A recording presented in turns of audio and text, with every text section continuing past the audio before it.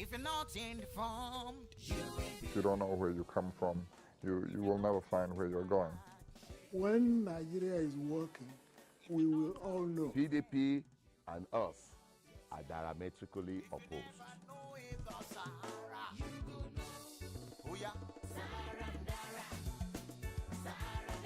Sahara TV, Madam Betty TV, the best TV, information, education, inspiration. Sahara TV, I am from SaharaTV. I'd like to ask you a few questions. Education, inspiration. Sahara TV, they get mouth, they get mouth.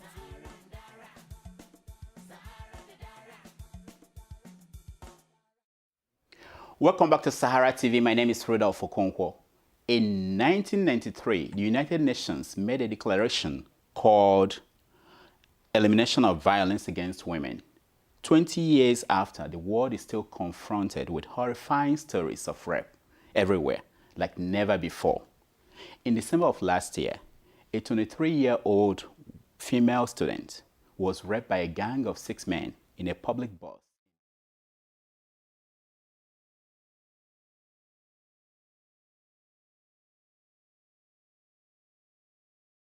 While the two incidents became a wake-up call for people in America and India, Africa has remained calm. Meanwhile, in South Africa, over 600,000 women are raped each year. According to several studies, 40% of women in South Africa will be raped in their lifetime. In August of last year, a 24-year-old postgraduate student in Nigeria named Cynthia was raped and killed by people she met on Facebook. The story is not any different in other parts of Africa. Today, we brought together a team of experts and panelists to discuss this topic. From all angles, we are going to talk about rape. Why does it happen? Who are the people who are causing it? And what can we do to deal with that horrifying crime? Our panelists today are, on my left, Maria Claudine. Yes. She's from Rwanda and she's a human rights activist. Maria, welcome to Sahara TV. Thank you for having me. And on the extreme left is Tseliso Thipanyane. He's from South Africa. He's a human rights consultant and adjunct professor at Columbia Law School. Welcome to Sahara TV. Thank you, sir. And on the phone with us in London is Betty Makoni. She's from Zimbabwe, a gender equality expert and activist, and also a CNN hero. Betty, welcome to Sahara TV. Oh, thank you so much. All right, Marie, let me start with you. I have a 9-year-old daughter, and based on what I read in the last 24 hours, I'm scared of what the world has for her. How did we get to where we are today? What is going on? Thank you. I'm a survivor of a genocide. I survived the genocide in Rwanda. My parents were killed, my grandparents were killed, my uncle, my auntie, they were all killed. My big sister, she was raped, and then they cut her with machetes. So I survived it by the grace of God. I thank God by surviving, by protecting me. So your 9-year-old daughter, what I would talk about is to give her hope, because I'm a survivor. I'm here. I'm an activist. I'm talking on behalf of other survivors of genocide and then rape.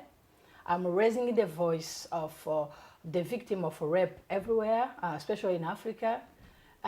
So to your 9-year-old daughter, to see me speaking here on behalf of other girls and other women around the world, it's a sign of hope to her. And then also, the reason why I think this rape is going on according to what you just read, it's because there were not a proper punishment to the people who do rape. Actually, raping was like a sensitive issue. People don't want to talk about, especially because women, they're afraid to talk about it. They are not comfortable. And then also they fear the judgment of other people behind them. So that's why they can't speak freely about it.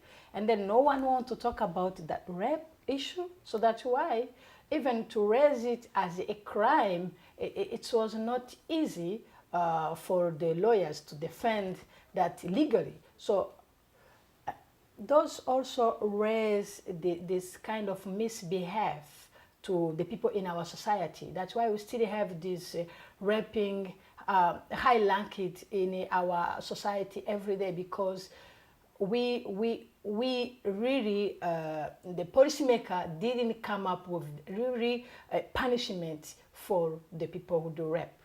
We know if you kill somebody, you can be punished.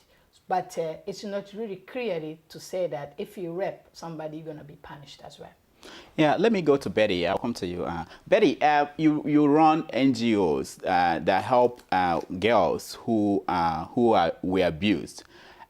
What have you, from your experience, what have you discovered as some of the contributing factors to these incidents of rape, especially in Africa?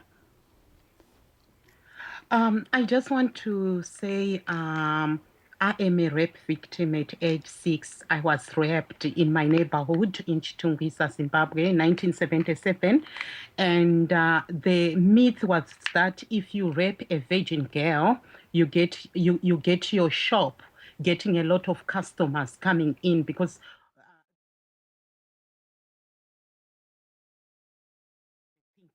so here, let's start about the mentality, about the attitude, the practice, and the belief. This is what we want. As long as she is a girl, she's a woman, she's ripe, she's ready, because that's how patriarchy has brought us. As long as someone is female, they are ripe for sex. And then what I want to say is all these laws that people are talking about, CEDAW, what have you, they don't come into your home when you are getting raped. There is no United Nations, there is no African Union, there is no European Union. It's you, a little girl, who has to face a father. I know we have highlighted cases of India, America, but just at the same time, I had a girl who had been raped by her father, a 9-year-old girl, raped by her father. Her news came out from that little village and maybe ended in my little Facebook with few friends.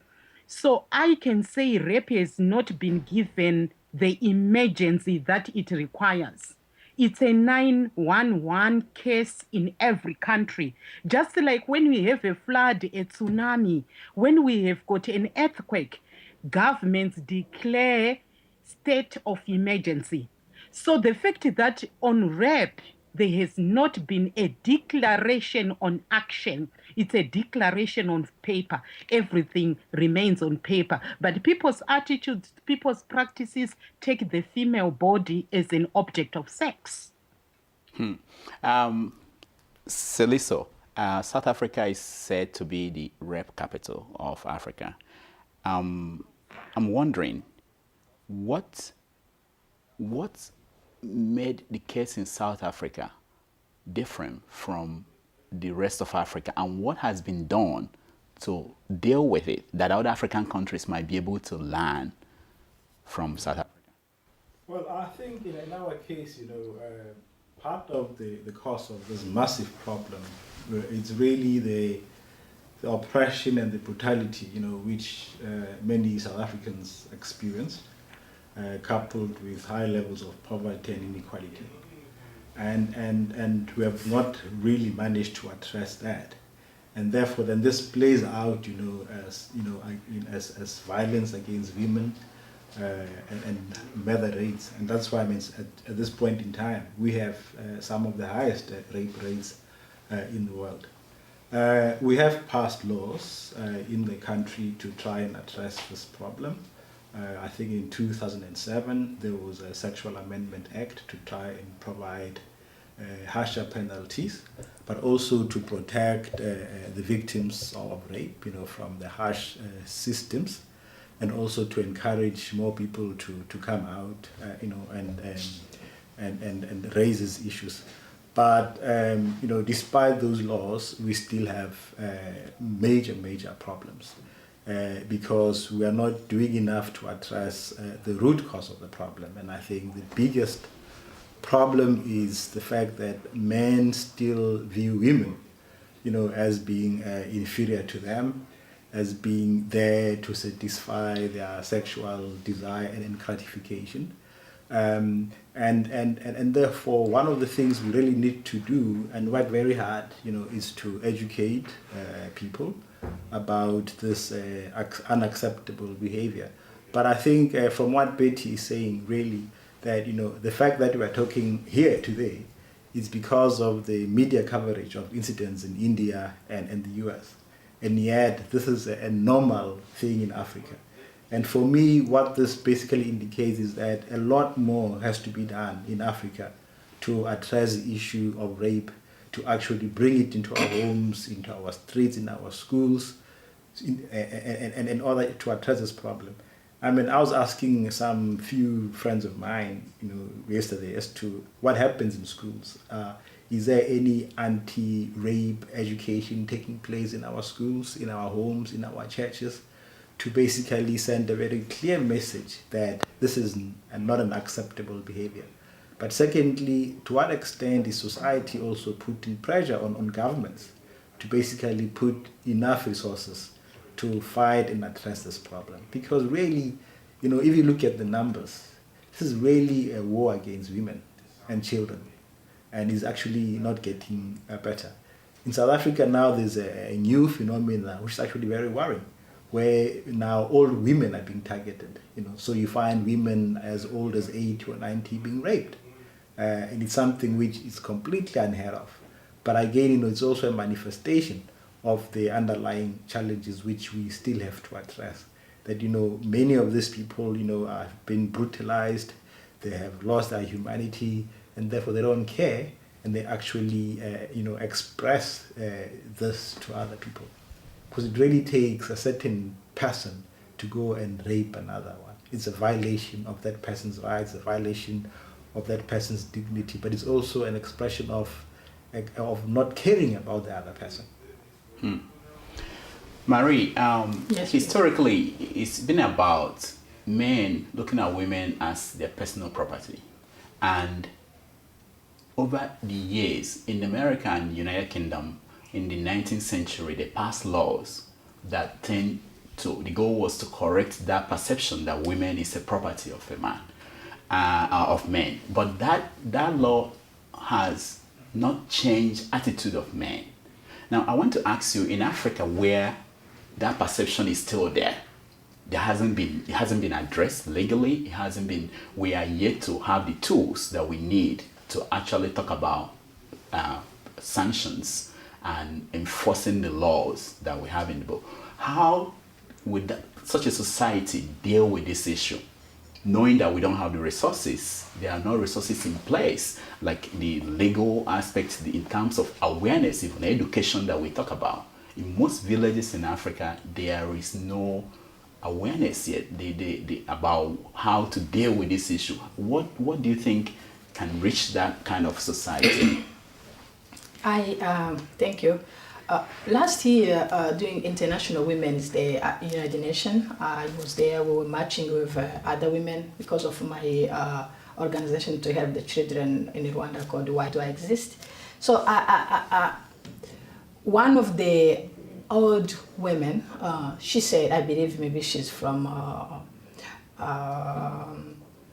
Egypt, maybe, yes. She said that we need to educate men.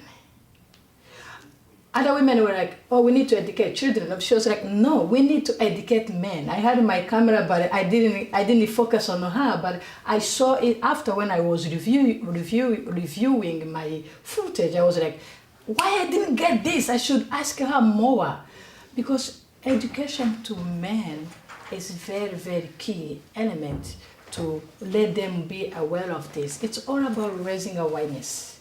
And now we are lucky because we are UN Women. UN Women is a new entity. So if UN Women can go in each villages in Africa with our representative there, and then they match, they work together with the local grassroots, on a grassroots level, with local women and girls, and talk about this issue of rape, educate men, because as a man, you don't want to see your sister being raped. And then as a father, you don't want to see your daughter being raped.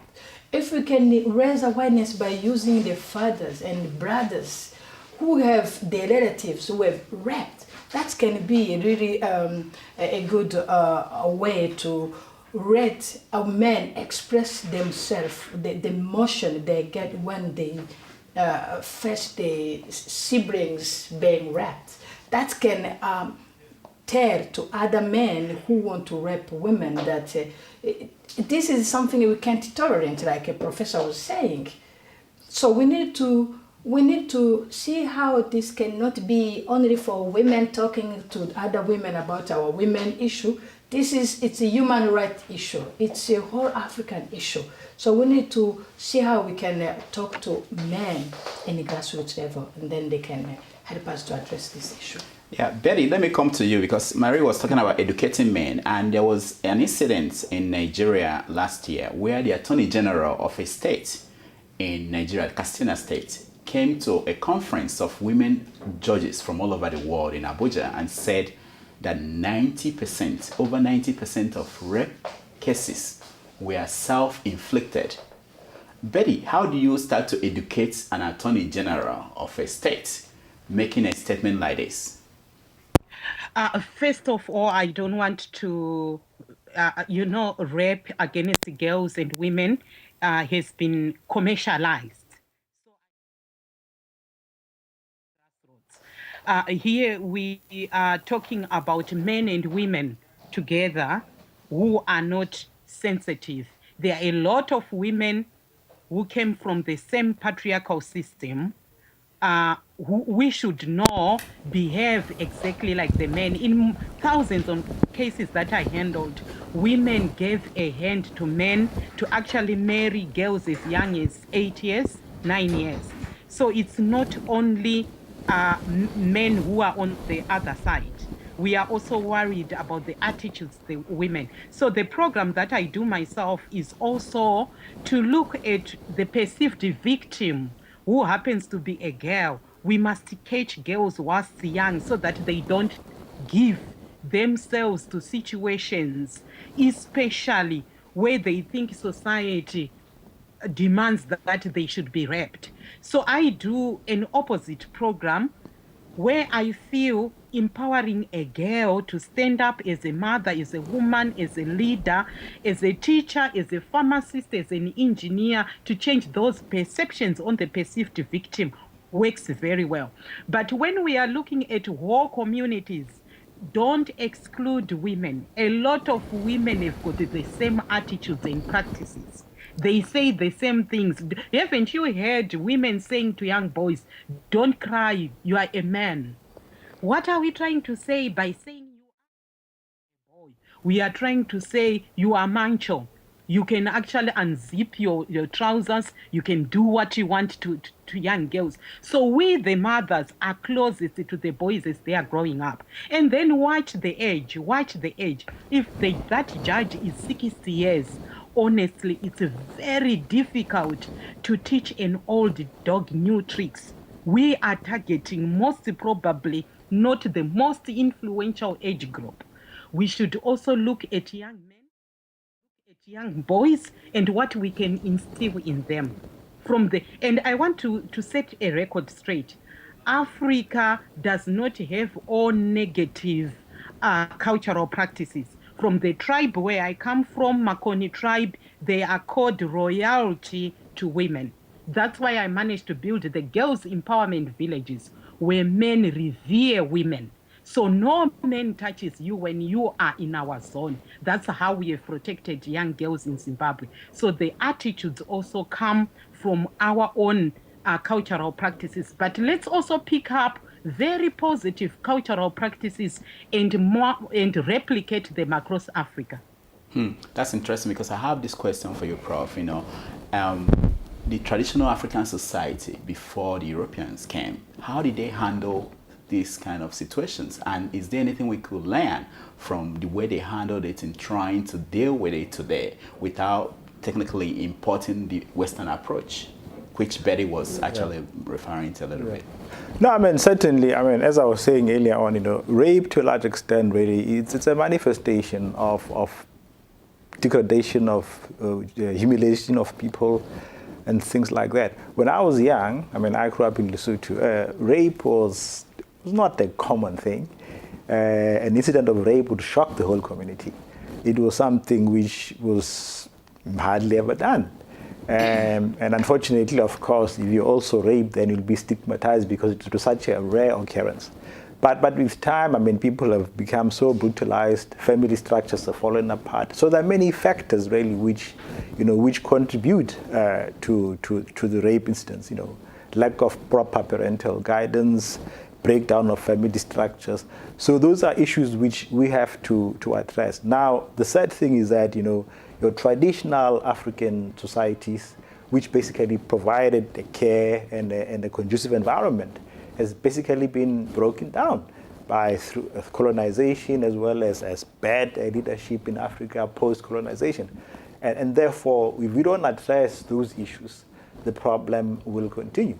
I mean, it's not just in the homes. I mean, we're also here, in many conflict areas in Africa, the armies themselves use rape as a tool against the people that are fighting against, in order to wreak more punishment or damage to the other people. And for me, what is also important really is that we also need to look at the implications of rape, not just to women, but to society as a whole. It has a negative impact on social development, on economic development. So it cannot just be a woman's issue. It's a matter which affects all of us.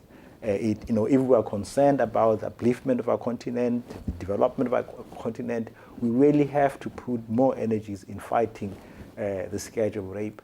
As people have said, we need to educate people. We need to make sure that our justice systems are tight enough to be able to deal with perpetrators, but at the same time, put more resources in basically trying to prevent this issue. Because if you look at the stats, Scandinavian countries have got very low rape rates. South Africa has one of the highest rape rates. I mean, apparently the stats are that we are 20 times more. We have 20 times more rape incidents than Japan. So what is the difference? Are Japanese less inclined to rape, or South Africans more inclined to rape? No. There are underlying issues which actually cause these problems. And those are the issues we need to find and fight and address adequately. I want to say something about the colonialism. Like in my country, in Rwanda, before we had a king, and then we had a queen, and then we have a king's mother. Come back to the point Beth was making. The mother are very important because they are the one who educate, who raise the children. If a mother can properly, I mean, I'm not saying this to criticize mother. I love mom, I love mother. They do a wonderful job. But if mom can keep that in their mind, then raising the boys, the children, and telling them that it's not okay to rape, I think that's going to be very important. So my point I was going to make is about how King in my country was not only the one who was running the country. King was guided by her mom. The mother of King was very, very important in our tradition before the colonialism.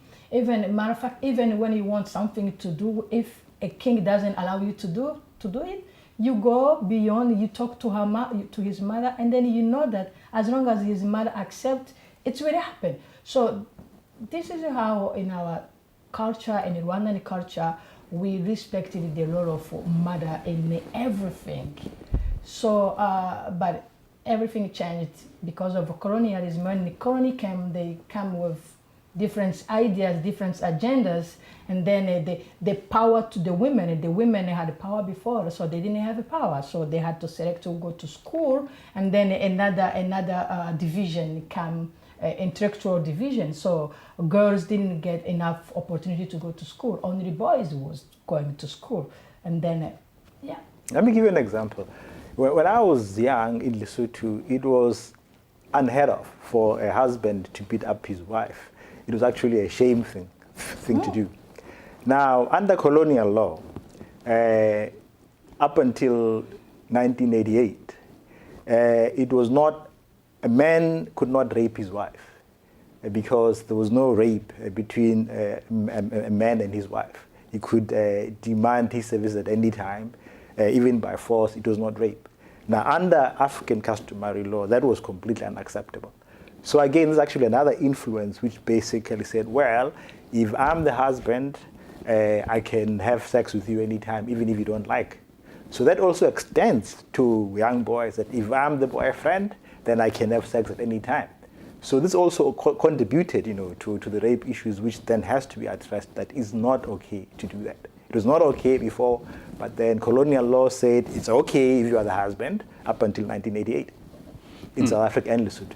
Betty, there was something they were referring to, and I want to get your opinion on that, which is who has greater responsibility in this instance? For instance, is it the man to be a role model for the sons, or is it the woman, like you were talking about, in terms of making sure that young men grow up knowing that this is wrong, this is something that is unacceptable? I want to quickly say, after all our countries in Africa have got independence, it's a time for us to also get an identity as African people, to say, this is what we fought for. To be independent from someone, it means you are giving yourself an identity. So the fact that for 20 years, for 30 years, 50, 60 years, we continue to refer to a system all of us, educated as we are, knows never worked. It's something we really want to work to. But let me quickly go to your question and say, when we are looking at a child grows up in a family with responsible parents. When I talk about responsible parents, I'm talking about people who plan the birth of any child. If you see the vicious cycles of poverty going back in our families, unplanned pregnancies as a result of rape, women being dumped, the old traditions of just embarrassing a woman are actually perpetuated.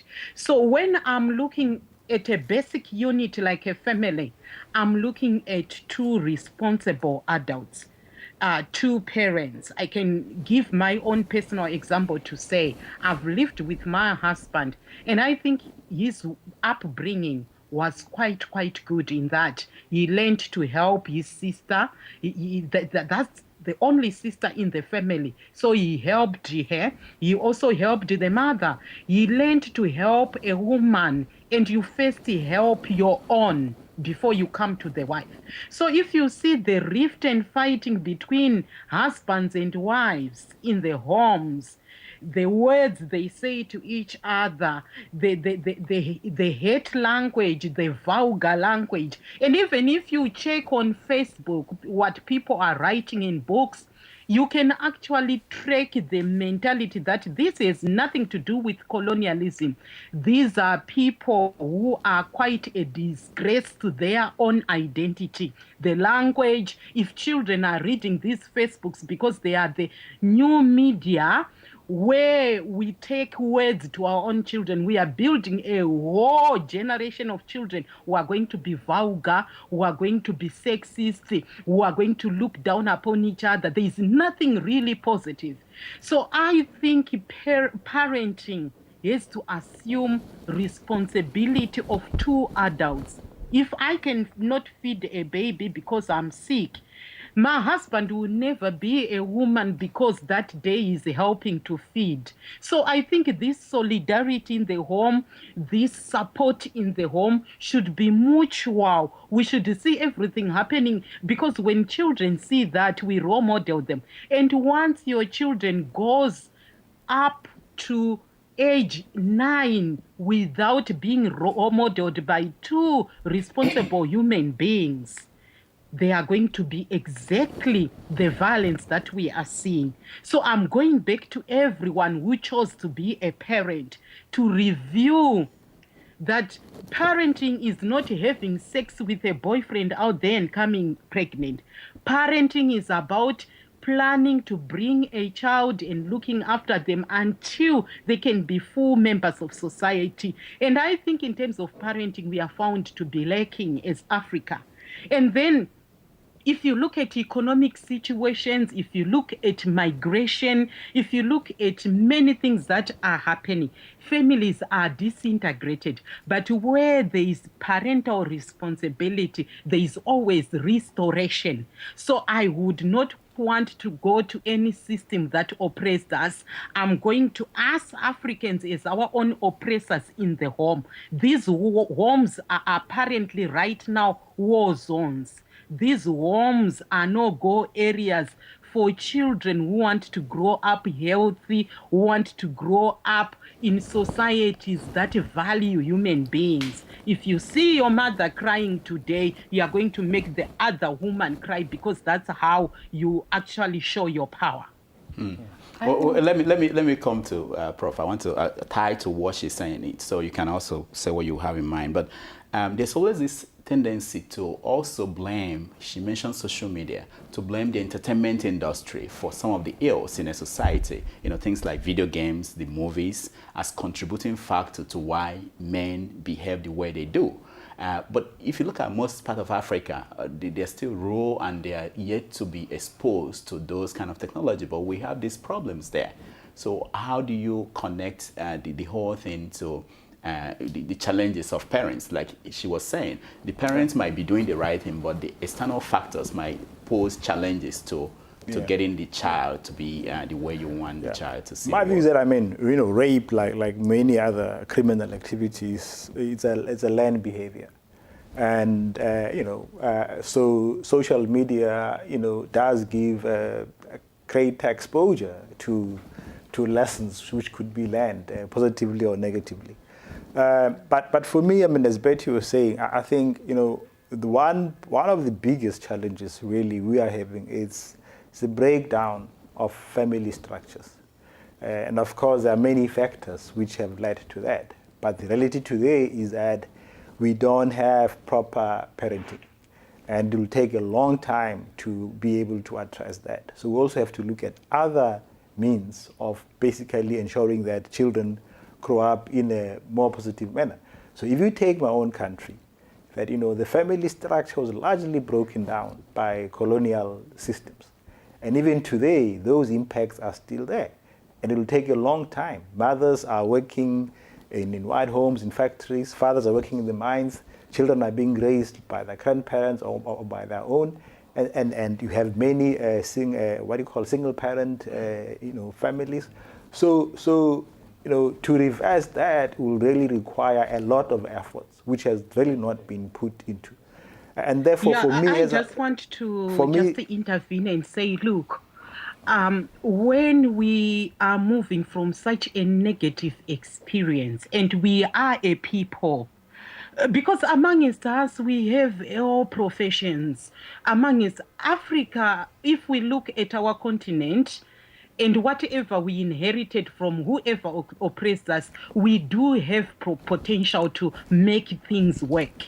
And I want to point out quickly to say some women who are actually single mothers brought up very good children that I can actually point out. And even I grew up in a very poor neighborhood myself with a woman who was actually a prostitute. And I could look after her 4 sons. The 4 sons saw the violence on their mother.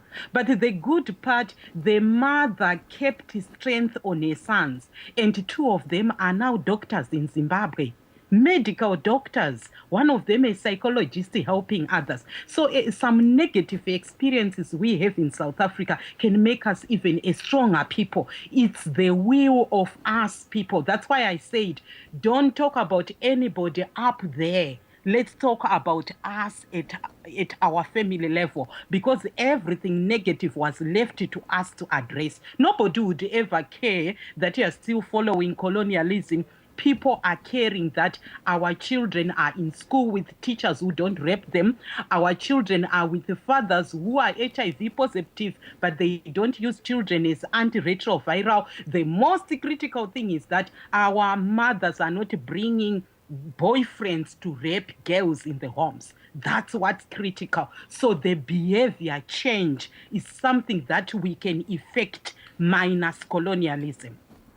That is things I want to say about, as somebody who deal with trauma. I graduated in international trauma studies, which affiliated with Columbia University. I want to talk about legacy. Legacy, I'm not going to use colonialism, I'm going to use genocide case in my country. In Rwanda, these days we have over 1 million of orphans in Rwanda. We have girls who live by themselves.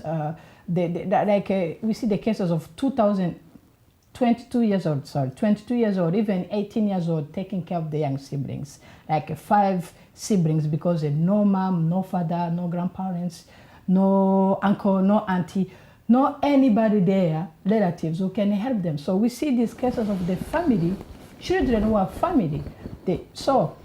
And then also we see the men who came to abuse, take advantage of these young girls because no other means, no other empowerment they have. So the men they abuse them. And then we see also the cases of the children who were adopted in first parents. And then we see young girls, teenagers who are being abused by the men in that houses. So, and then when the child get pregnant, they kick her out. She go out with her baby. No one is there to take care of her, and no one is going to take care of that baby. So how you gonna, we're talking about the family structure, how you gonna help that child overcome the trauma, and then give a proper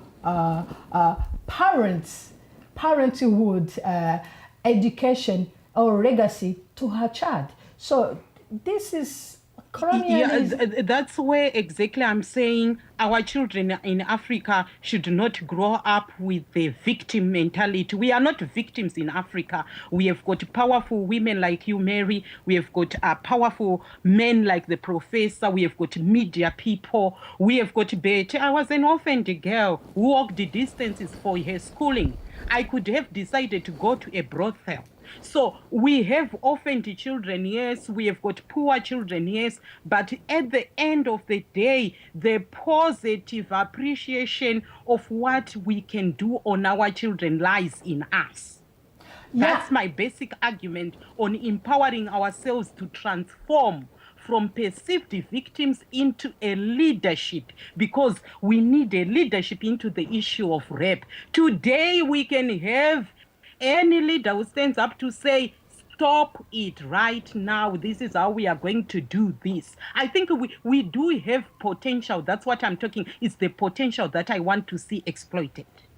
Let me. I know you want to respond. Let me come to Prof. I have this concern that sometimes when this debate or most debates come up like this, that people easily default to the conservative position, and they say things like that if women don't dress in a certain way, if we can go back to a traditional society where you don't probably have sex before you marry, it proposes a lot of conservative things as a solution. You can see in America too, even during the election, you have some people running for office saying some things that throw you back to the 1950s. So how do we advance this topic in a modern world? Deal with this issue in a modern world without reverting back to. Yeah. Well, for me, I think it's really about respect for the other person. Those values are what needs to be taught to everybody. and for people to respect that. Now, the issue of tradition, to me, is actually utter nonsense.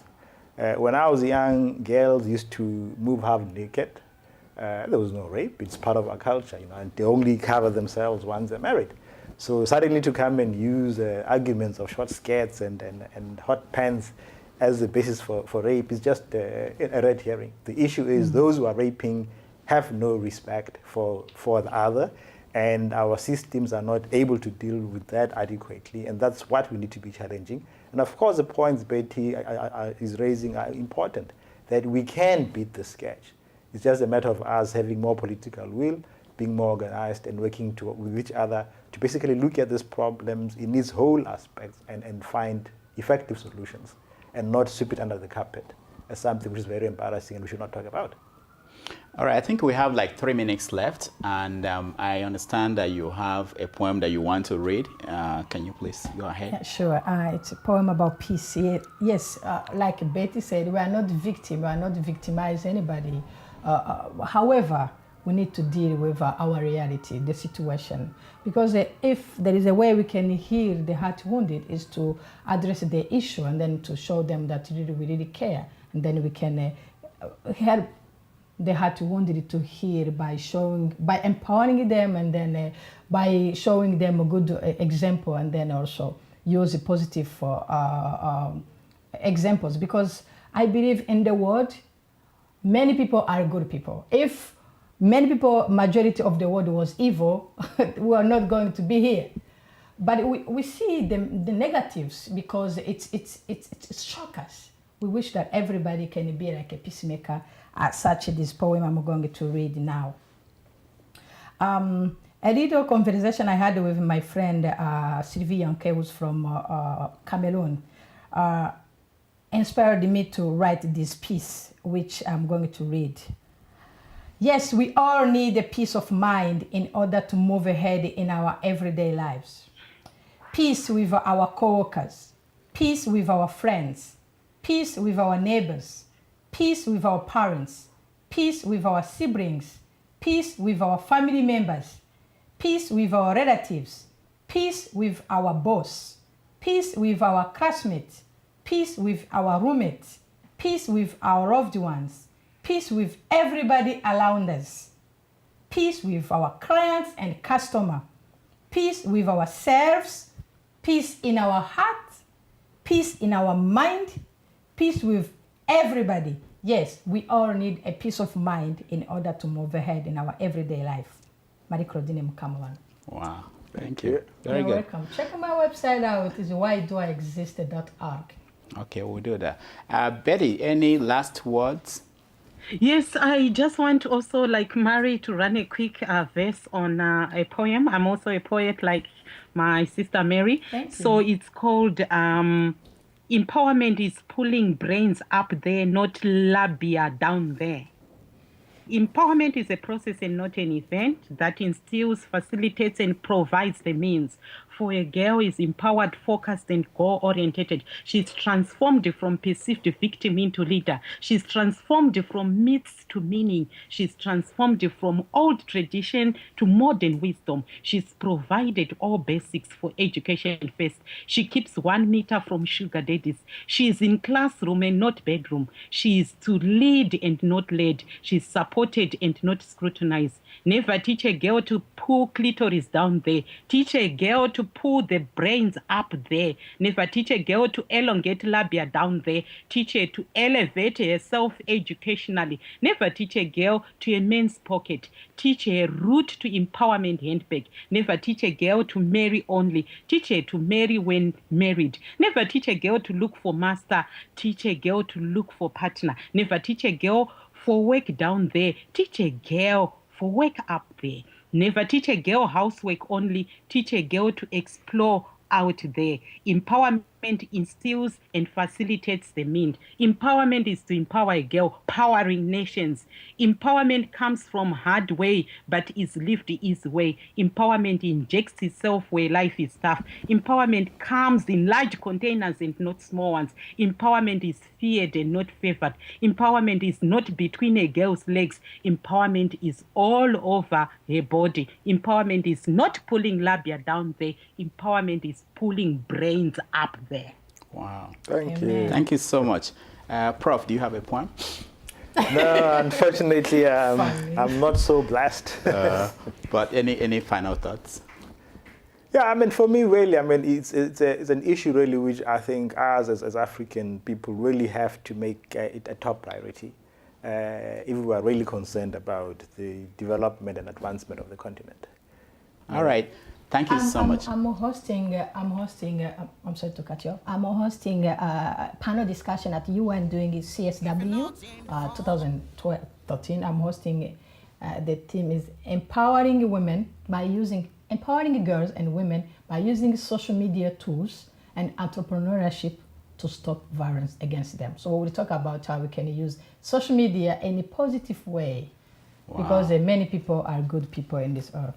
Oh, thank you so much. That's all the time we have. I want to thank our guest, Betty. Thank you so much for coming on Sahara TV. Thank you so much. Okay. Thank you, my co-host. Yeah, Mary, thank you so much for coming. Thank you so much, Professor. Thank you so much. Thank you, and thank you, Betty. Thank you so much, Professor. Thank you, Mary. Thank you, Betty. Nice to have you. We're going to continue this discussion with time until this issue is addressed in the proper way. Until then, stay tuned and continue to watch Sahara TV. If you're not informed, If you don't know where you come from, you will never find where you're going. When Nigeria is working, we will all know. PDP and us are diametrically opposed.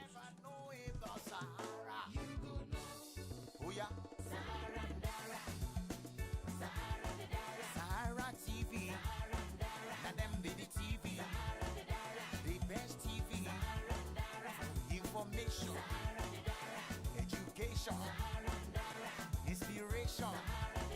Sahara TV, I am from Sahara TV. I'd like to ask you a few questions. information, education.